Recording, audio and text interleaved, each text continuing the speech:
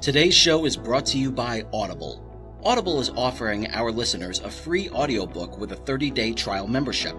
If you've never been an Audible customer and want to see what they offer, just go to www.audibletrial.com/Excelsior Journeys and browse the unmatched selection of audio programs. Download a title for free and start listening.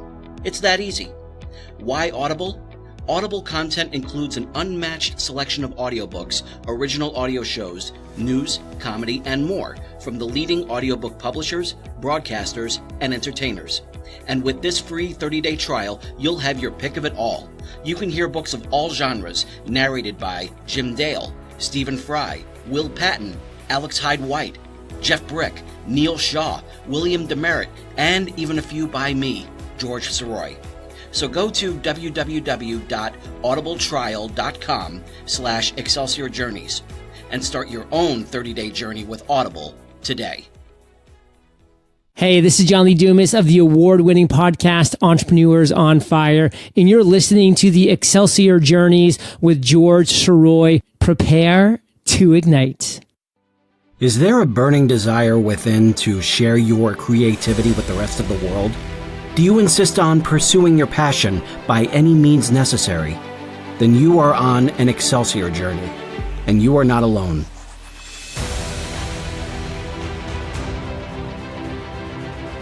Welcome back to Excelsior Journeys. My name is George Sirois, and I want to thank all of you for being here for this short but very special episode of this podcast. Before I get into what I want to talk about this week, I want to remind you that if you're in the St. Louis area, I'll be signing books at Barnes & Noble at the West County Mall on Saturday, April 27th from 11 a.m. to 2 p.m. My Aloris publishing comrade, Rebecca Jaycox, will be signing books with me, and we'll have copies of Excelsior, Ever Upward, and her books, The Other Inheritance and The Other Queen, on hand.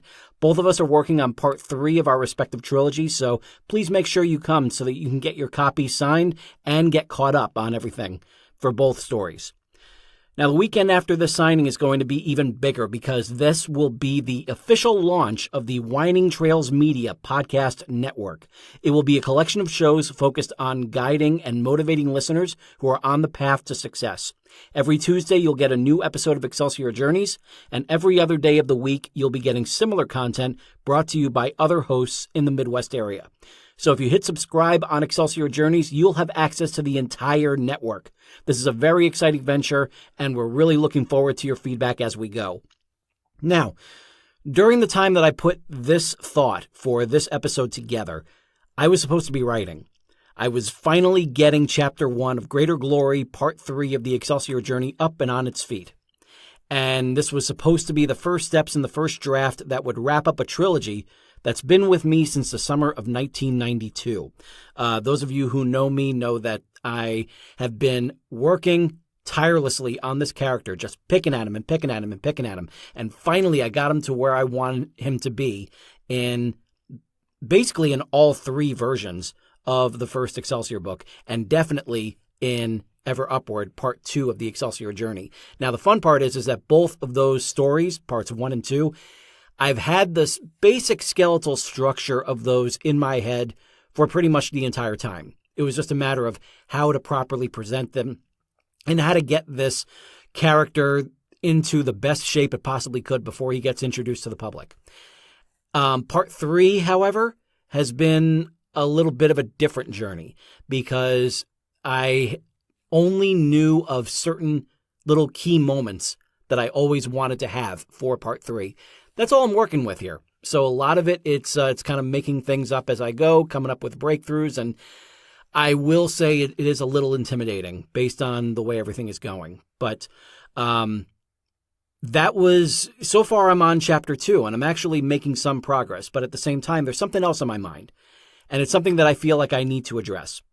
And that something is all about confidence. See, there's a great line in the documentary Tales from the Script, which focuses on the pluses and minuses of being a screenwriter. And as expected, there are many more stories of failure, bitterness, and spite at those properties that are getting all of Hollywood's attention than there are moments of, yay, writing is awesome. There's so much you get to do as a screenwriter. Even the late, great William Goldman, the man who told us at the very end of Adventures in the Screen Trade, who told us that we're the first ones who first get to make the movie. He talked about how it's no fun isolating yourself in your hole because sometimes you don't get anything. Now, of course, this is the focus because screenwriters have been so glamorized by Hollywood itself, which is the very system that abuses these writers and acts like they're treated like gold instead of the unwelcome pariah that they really are. But there's a line that I held on to for the longest time, and it's this. Screenwriters are egomaniacs with low self-esteem. And by this, they mean they're demanding their work to be shown and respected like the piece of art it is. But as soon as bad rejections or reviews or, dismissals come in, then they shrink down again and say, oh, I knew I was no good. I used to hold that sentiment close to me like Linus's security blanket. But not anymore. Not now. And not in 2019. And not when I'm 42 years old. Why?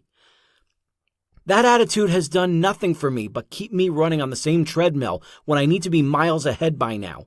I'm sick of feeling like I shouldn't be proud of my accomplishments. I'm sick of giving so much credence to negative voices telling me that I'm not good enough and my work is a waste of time to read. Instead of the readers who tell me that they can't wait for the next book in my series to launch. So, in the words of Tony Robbins, it's time to wake up to who I am and claim who I am. Claim what God intended for me to be. And what am I? I'm a storyteller. I'm not only a writer who puts what's in his head down on paper or on the screen or whatever, but I'm also a voice actor, bringing other people's words and thoughts to life through audio. And through audio, I'm telling you about myself every week on my Excelsior Journeys podcast, when I introduce you to people in my life and let you know that they matter and deserve to be known. So when there are these longer than average introductions, that's what's going on. I'm letting you in a little bit of giving you a little sample of what my basic mythology is. And these people, everyone who I've interviewed, has touched me for a reason. They are a part of my life for a reason. And I enjoy sharing that. I enjoy celebrating that. And that's what this is all about. So it all comes down to one word for me, storyteller. I'm telling my own stories and I bring other people's stories to life as well. That's who I am. And so I'm using this platform that I have here to say this to my fellow artists. If you're an author, an illustrator, a dancer, musician, a comedian, a podcast host, a painter, an actor, a filmmaker, whatever kind of art you put out there, claim who you are as well. Own it. And stop putting yourself down at any given moment. When you're out there what you are getting out there in whatever form you choose, whether it's in a film you made or a book you wrote or a part you're performing in, a podcast you launched, a song you composed or arranged, or even just getting out there on the dance floor, whatever it is. When you go out there, you know what you're saying? You're saying that what you offer has value to someone else. It may just be one person who picks it up and runs with it, but you're putting yourself out there and you're showing confidence in your abilities that what you have in you matters. If you follow it up with self-effacing humor or crippling modesty where you say, oh, it's just this, or it was nothing, you're taking a step back. You're sabotaging yourself. Trust me, I've done it to myself for so long, and I'm done with it. I mean, you're basically saying to the universe, I matter, but not really. To hell with that. Be done with that. Own who you are. Because some good things are going to happen if you start changing your thinking about yourself. If you see the value of what you put out there, others are going to too. And then you'll be even more demanding of your work because of the hype you're giving yourself. You'll want it to be better, so that way you can feel more comfortable talking about it. I'm not saying go, and think of yourself as like a hack or something, that you just don't care, that you're just getting the work out there and spitting it out there and thinking that everyone's just going to gobble it up just because you're you. You can't think like that. You have that sort of feeling, that sort of shrinking violet kind of feeling that you have because you are an artist. That is part of your DNA. That's embedded in who you are. And it's a real crippling factor in all of us. Trust me, I know this. And it's time to shed that. It's time to get rid of that. Because if you put yourself out there more and you start believing that what you have matters, then you're going to start reflecting that in the work that you have in front of you. You'll want it to be better, so that way you can feel more comfortable talking about it. You'll take valid criticism, and you can use it to your advantage to make your work stronger. I did that with one of my earliest reviews. This 2-star review that I got on Goodreads for the first Excelsior, the original version, I held on to that, and I was able to incorporate so much of that into the second edition and definitely into the third edition. Now that book is the best it can possibly be. And I owe a lot of it to that 2-star review, who basically put a mirror in front of me and just showed me all the different things that were wrong with it. And as I was able to sit down, you put the pride aside and everything, you take a look at it and everything. And without, shrinking again and saying like, oh, I knew I was no good, I took a look at it. I did a very reasonable approach to that story. And you know what? It made it better. And my editor, God bless her, Rebecca Jaycox, one of my dearest friends, she beat the crap out of that book, out of both books, out of both Excelsior and Ever Upward. And I couldn't thank her enough for it, because she helped make those books so much better. And now I'm so, so proud of them. So now, keep in mind that everything that I'm saying, it's still kind of difficult. I'm not completely changed when it comes to my confidence. It's something that I need to work at on a daily basis. And I realized that last week when I was given a page 1 feature story in the Arnold Imperial Leader, which is the local newspaper here in Imperial, Missouri. This was a big article. Never had this sort of thing before.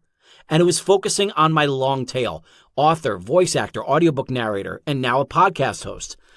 And mind you, it felt a little weird at first when I started realizing what was going on when I was speaking to the reporter. But at the same time, looking at it at the end of the day, it feels great to get this kind of validation, because none of us are promised a newspaper article about us in this life, much less a page 1 feature. But what happened when I got the congratulatory emails and Facebook posts? I started downplaying it. I started doing the aw shucks routine again. It's only a local paper. I come off like I only know 4 words. I was immediately going into that shrinking violet mode, and I hated myself for defaulting to that. Why do I do that? Why does anyone do that? So this is my call to action for all of you. Own who you are. Step into the middle of that spotlight and declare you are who you are.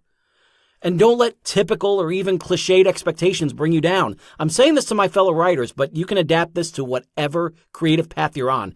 Too many of you feel the need to take yourself down a peg, even when it doesn't call for it. In fact, especially when it doesn't call for it. I'm a writer, therefore I procrastinate. I'm a writer, therefore I have eternal writer's block. I'm a writer, therefore I wait tables. I'm a writer, but only an aspiring one. BS. Stop that kind of thinking and say it out loud. I am a writer. Stop cutting yourself off at the knees and stand firmly on your feet.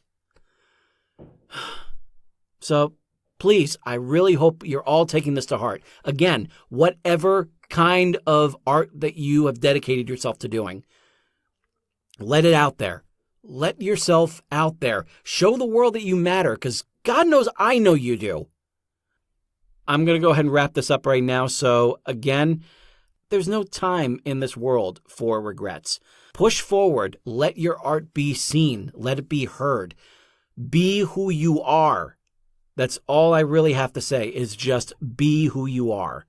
So if you like this, please go ahead and give us a subscribe, a rate, a review. Love to hear your feedback. If you want to follow me on Facebook, you can find me at facebook.com/ExcelsiorBooks.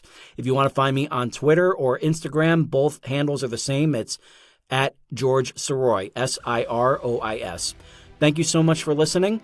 This is George Sirois saying to all of you, ever upward. And I'll see you next week.